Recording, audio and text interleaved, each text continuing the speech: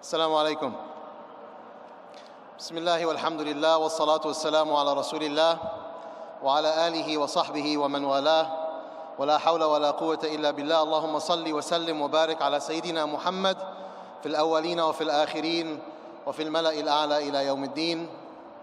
Brothers and sisters, during the caliphate of Sayyidina Umar was the opening of Palestine, of Palestine. And Sayyidina Umar had sent Abu Ubaidah to be at the leadership of that expedition.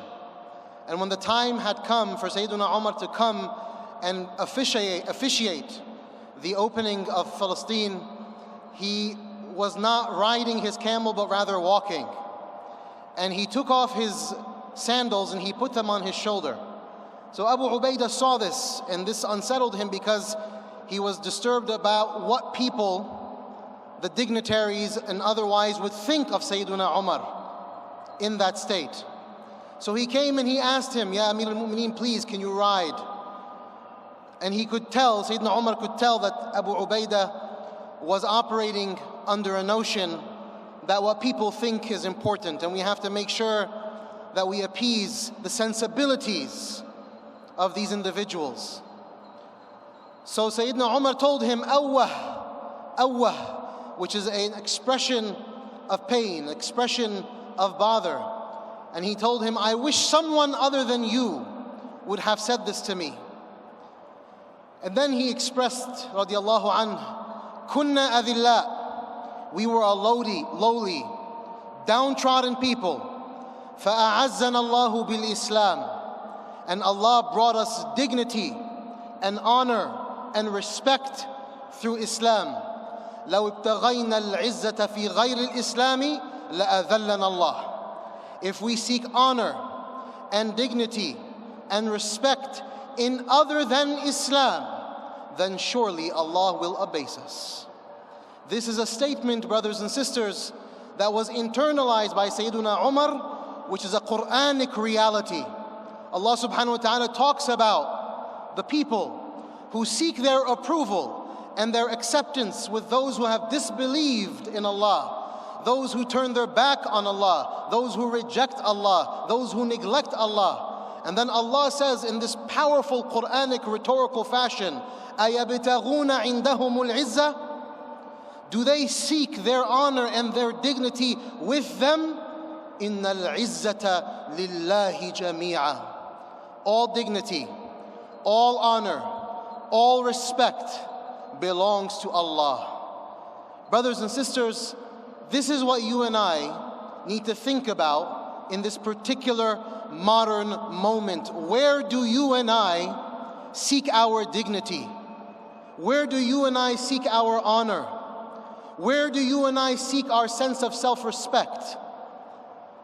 Allah subhanahu wa ta'ala, from His last revelation, was a very seminal verse, a very conclusive verse.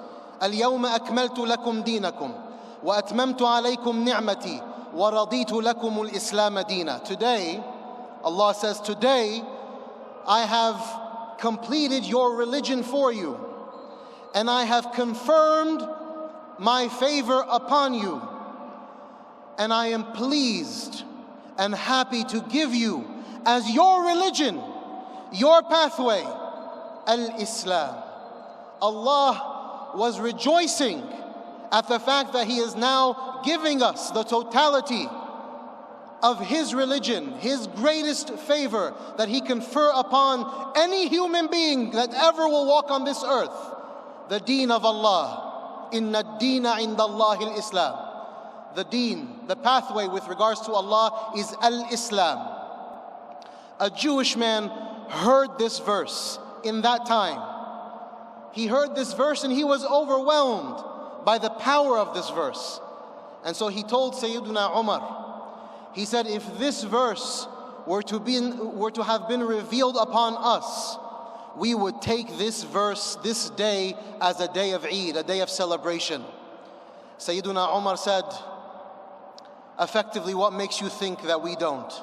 I know the exact month, the month of Dhul Hijjah, the exact time, the days of Hajj, the exact day, the day of Arafah, which landed on a day of Jumu'ah, when this verse was revealed upon the Messenger Muhammad sallallahu alayhi wasallam. And we take this day as a day of Eid, a day of celebration, a day of honor, a day of dignity, the day when Allah conferred His greatest favor upon the human condition.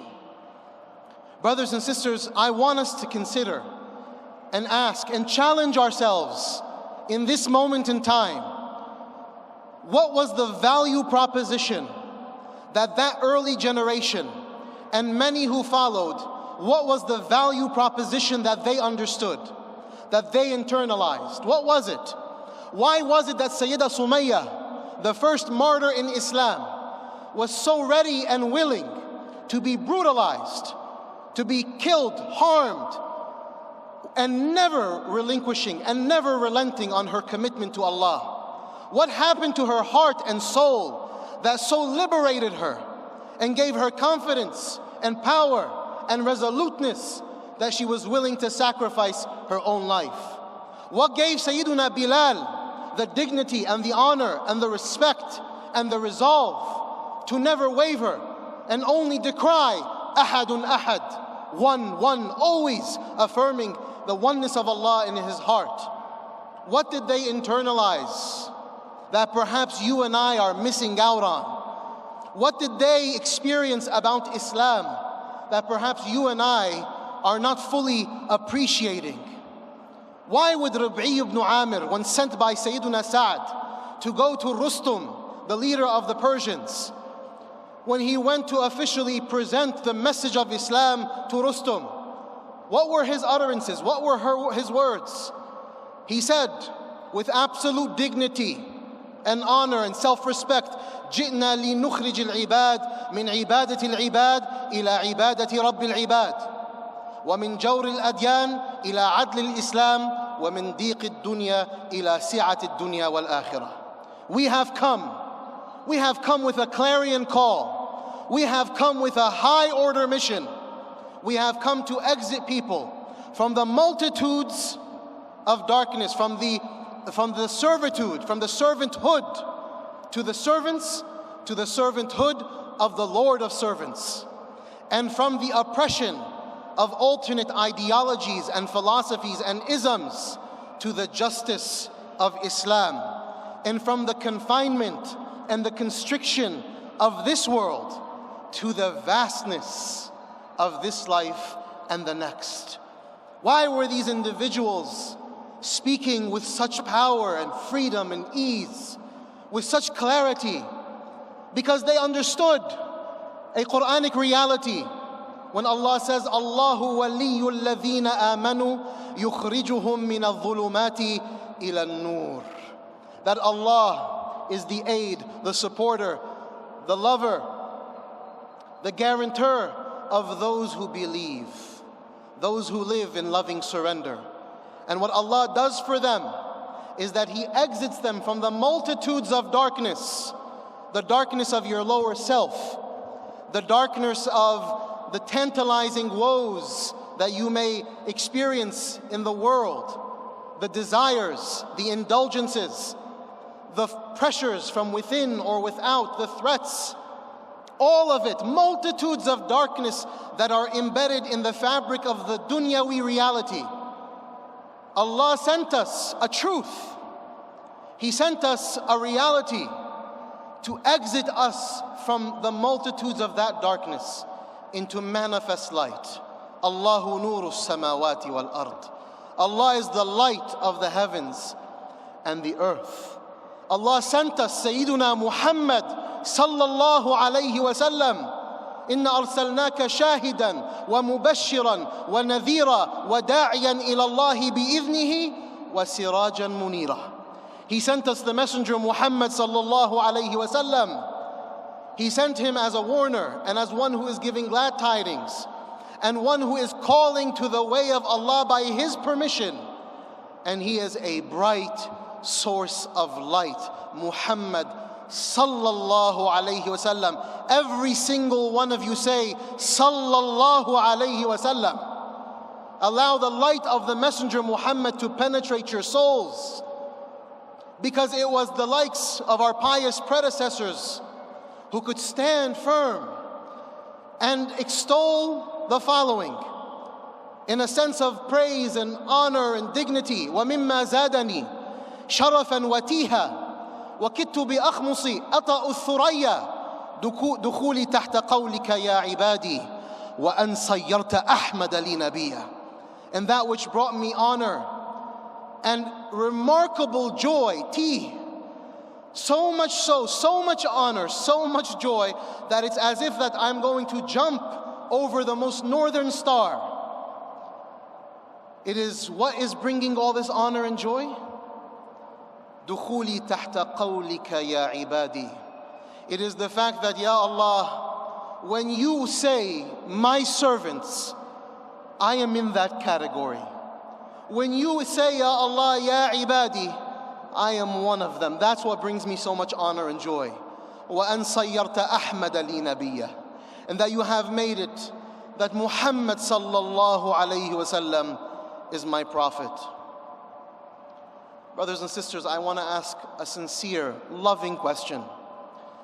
If this is the case, if this is our reality, لماذا نقبل الدنية? Why do we accept for ourselves to be lowly? Why are we so insecure about our religion? Why are we so doubtful? Why are we so skittish? Why are we so nervous about Islam?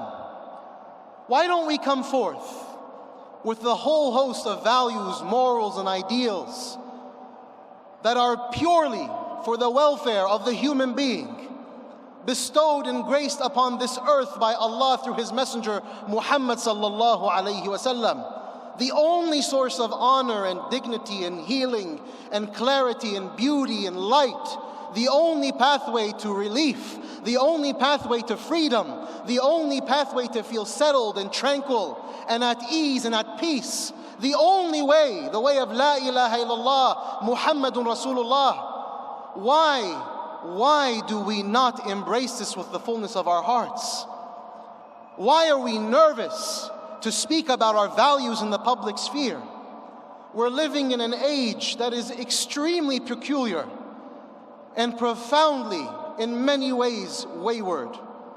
We are watching as a secularized reality plays out, where as human beings we've decided to remove God from the equation and center ourselves, and then abide by and take as our highest order principles the values and the morals of ideologies and isms that are man-made and just centuries old.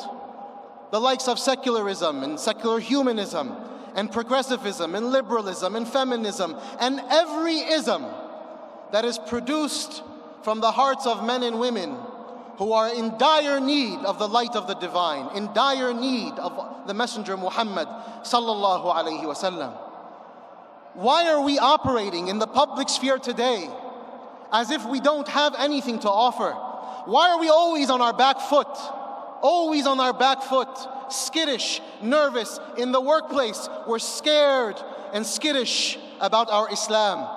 In college campuses, we're nervous and scared and skittish about the truth of our Islam, the full offering of the value system of Islam. We don't want to express it. We're nervous to talk about social issues that are corroding the fabric of our society, that is causing multitudes of people to kill themselves. The rates of suicide are freakish in our day and age. Literally in 1 year, 2 percentage points increase in suicides. We are at an 18% suicide rate as of today. The world is hurting. People are suffering. Not just externally, but more profoundly and more viscerally, people are hurting on the inside. I was in a talk not too long ago, and it was about transgenderism. And a young Muslim woman, she stood up and she said to me, "Sheikh, are we not the religion of mercy?" I said, "Yes, we are. The Messenger Muhammad was sent for no other purpose than to be a mercy and compassion and a source of love to all of creation.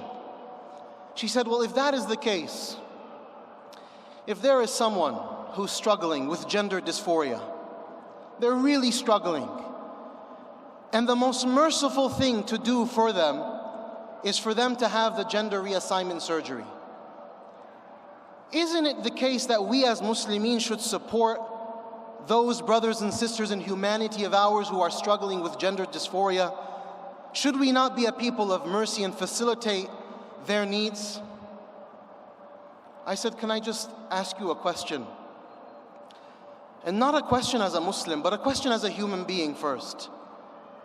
Do you really mean to tell me that as a civilization, as human beings, Muslims and non-Muslims, we've come to a point now in this modern moment where when someone is struggling with an idea, someone is struggling with a feeling, and it's a visceral thing, people are genuinely suffering, people are genuinely lost, people are genuinely suffocating under fitan within and without. You mean to tell me that someone who's suffering and struggling with a thought and a feeling, that the most merciful solution is to take a knife and mutilate their body, to alter their body, to shift parts of their body from one part to the other, to create false appendages, and then to pump them with hormones and testosterones, to alter and shift their physiology? You really want to tell me that is the most merciful thing to be done in this moment? I told her, I think that is utter insanity. I think that is abuse. I think that is harm. I think that is injury. I think that is oppression. I think when you allow for that to be the case, people are being oppressed when they cut themselves and kill themselves, because it's just the stepping stone. When you alter and shift and mutilate yourself under the rubric of what? What is it? I sympathize with people, wallahi al-azim, Allah is my witness. My heart aches for people who are struggling with all sorts of sexuality dysphorias or gender dysphorias. But we are not helping people by allowing for this dysphoria to be affirmed and then to be established as normativity. This is not the case ever in human history, that this would be normative practice for the human condition. But we are not only normalizing it, we're legislating for it. If you don't fly the proverbial flag, you're a bigot.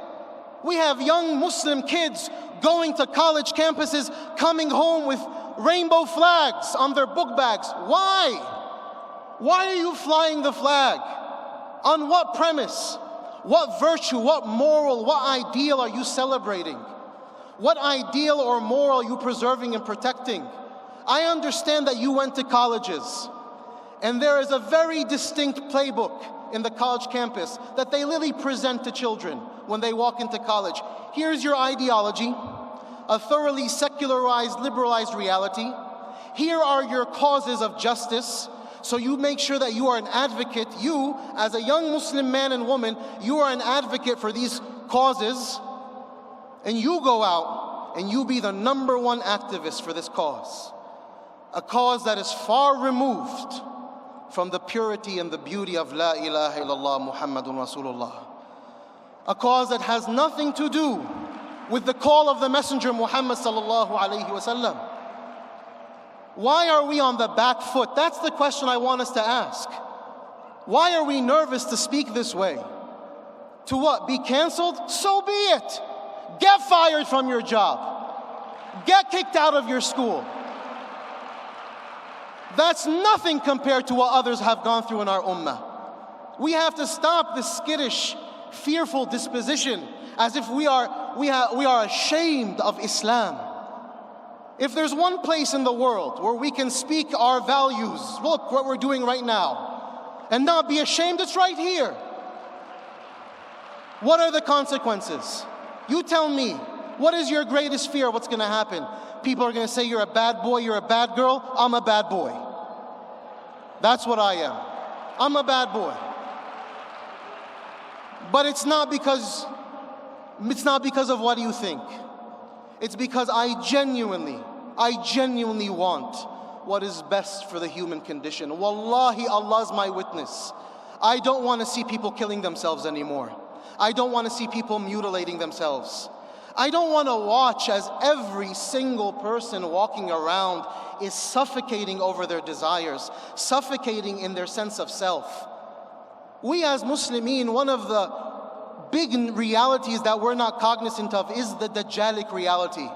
It is a real reality, by the way. The greatest fitna that will descend upon the human condition is the fitna of the Dajjal. And the essence of the fitna of the Dajjal is the following: deeply deceptive. It alters reality. What is truth becomes falsehood. What is falsehood becomes evil. That's the Dajjalic reality. The Dajjalic reality makes it that every human being is absorbed in themselves, absorbed in their desires, absorbed in their wants. That's why each and every single one of us sitting here today, a big portion of who you are has everything to do with how you feel. We are being trained and conditioned as humanity to be so obsessed with our feelings and our wants. It's a distraction tool, by the way. It's a tool of deception, because when you keep on looking at yourself, you're not looking beyond. That's why we're not able to get up, because we're not living for a cause that is greater than ourselves. That's the mission of the Muslimin today. We need to get out of ourselves. خَلِّ بَالَكْ مِن نَفْسَكَ. You know what that literally means? It means empty your mind of yourself. All of you Arabs know that we say that to say, take care of yourself. But it literally means empty your mind of yourself. If you want to take care of yourself, empty yourself of yourself. Stop assuming that you live just to facilitate your wants and your desires. It has nothing to do about your career path, your identity as in the public sphere, how much you're being validated. That is nonsense. That does not identify you. What identifies you is something far more profound. It is the only thing that should identify us, and that is being servants of Allah. وَمَن يُسْلِمْ وَجْهَهُ إِلَى اللَّهِ. And those who surrender themselves to Allah. وَهُوَ مُحْسِنٌ. And this person is a person of excellence and beauty. فَقَدْ اسْتَمْسَكَ بِالْعُرْوَةِ الْوُثْقَى. This person has held on to the strongest possible handhold. We have a mission, and I want to leave you with this mission. Al-Raghib al-Asfahani, when he talks about the maqasid, the reason for the servant of Allah on this earth, he says, number one, tawheed, the purity of our creed, the oneness of Allah. There is no other tradition alive today that is calling to the purest form of tawheed like Islam. We have to be the representatives in this world of those who truly surrender to the divine. The second project of the Muslimin is a project of tazkiyah, of purification within and without. And the third project of the Muslimin is a project of umran, of building. He brought us out of this earth, وَاسْتَعْمَرَكُمْ فِيهَا. He expects that we build this earth. Allah subhanahu wa ta'ala sent the messenger Muhammad sallallahu alayhi wa sallam, هُوَ الَّذِي بَعَثَ فِي الْأُمِّيِّينَ رَسُولًا مِّنْهُمْ. He sent to the people a messenger from themselves. What is the mission of the Prophet? يَتْلُو عَلَيْهِمْ آيَاتِهِ. To relay the signs of the divine. Everywhere you look is a sign of the divine. وَيُزَكِّيهِمْ. And to purify people from the danas of the self, from the pollution of the lower self. وَيُعَلِّمُهُمُ الْكِتَابَ وَالْحِكْمَةِ. And to teach them the book and to teach them wisdom. This is a mission, brothers and sisters. All of us today need to get out of ourselves. Get out of your minds. Stop thinking about your feelings. Stop thinking about your wants and desires. It's much bigger than you and I. All of us, in a moment's notice, we will be dead. Brother Saqib, Brother Humayun was just talking about, this brother, the week before he died, he was organizing the ICNA Mid-Atlantic Conference. At 5 a.m., he would go do dialysis so that he could be at the convention by 7 a.m. ready to go. The day before he died, he was planning the next convention. And Allah took his soul in the most beautiful estates. That's a man who understood the mission, understood the cause. as they say, he understood the assignment, and the young people know what I'm talking about. He understood the assignment. Call to the way of Allah. Live for a much more profound cause than yourself and your desires. Live for the cause of Muhammad sallallahu alayhi wasallam. Identify your Muslim brothers and sisters that you can stand firmly by and serve the deen of Allah every single waking moment of your life. I'm going to tell you all right now, the one thing you need, wallahi, it's one thought, one question. If you center this in your thoughts, your heart, your mind, your world, every moment, you will find absolute relief. It's one thing. Ya Allah, what is pleasing to you? You center that when it comes to your feelings, your wants, your desires, your public, social, familial aspirations. You center that one truth. Wallahi, sataslam. You will find that Allah will bring you victory in ways immeasurable. وَكَمْ مِنْ فِئَةٍ قَلِيلَةٍ غَلَبَتْ فِئَةً كَثِيرَةً بِإِذْنِ اللَّهِ. And how often were few people able to overcome an abundance of people by the permission of Allah. You bring victory to Allah, wallahi, He will bring us victory. I believe in the promise of Allah. I know, inna lillahi wa inna ilayhi raji'un. We belong to Allah, and certainly to Allah we shall return. And I will close with this. Allah in Surah Al-Kahf, He gives us the mechanism through which we can withstand fitan during these dajjalic times, especially when it comes to the fitna of deen. When you're watching as people are literally and metaphorically removing the garment of religion, removing the dictates and the sacred rituals of Islam. When this fitna is abound, Allah tells us, وَاصْبِرْ نَفْسَكَ مَعَ الَّذِينَ يَدْعُونَ رَبَّهُمْ بِالْغَدَاةِ وَالْعَشِيِّ يُرِيدُونَ وَجْهَهُ وَلَا تَعْدُ عَيْنَاكَ عَنْهُمْ تُرِيدُ زِينَةَ الْحَيَاةِ الدُّنْيَا وَلَا تُطِعْ مَنْ أَغْفَلْنَا قَلْبَهُ عَنْ ذِكْرِنَا وَاتَّبَعَ هَوَاهُ وَكَانَ أَمْرُهُ فُرُطًا. Allahu Akbar. Every word of this ayah speaks to the entire reality we're experiencing. Allah says, be patient with those who call to the way of Allah in the night and in the day. They seek only the pleasure of Allah. Don't even take your eyes off of this category of people with being tantalized by zinatul hayat dunya, the pleasures of this dunya. وَلَا تُطِعْ مَنْ أَغْفَلْنَا قَلْبَهُ عَنْ ذِكْرِنَا وَاتَّبَعَ هَوَاهُ. And certainly do not follow those whose hearts are heedless of the remembrance of Allah, and all they're doing is following their whims.